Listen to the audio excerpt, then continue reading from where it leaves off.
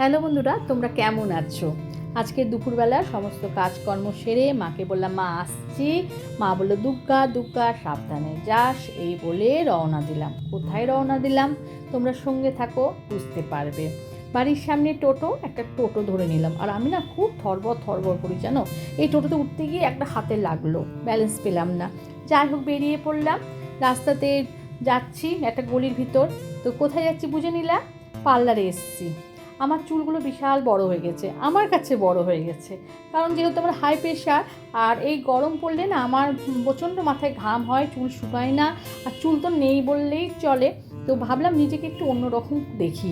তো অন্যরকম দেখার জন্য আর চুলগুলোকে ছোট করার জন্য আমি পার্লারে আসলাম। আর এই পার্লারটাতে জানো, অনেক পার্লারে গেলে চুল খ্যাঁচ খ্যাঁচ করে ছোট করে দেয়, এটা ছোট করতেই চায় না।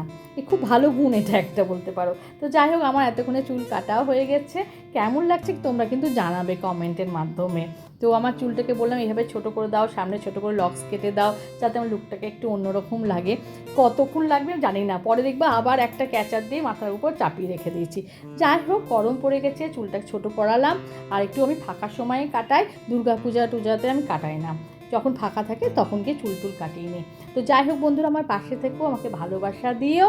আর ভিডিওটি কেমন লাগলো অবশ্যই কমেন্টের মাধ্যমে জানিও। আর আমার চ্যানেলটাকে অবশ্যই সাবস্ক্রাইব করে দিও।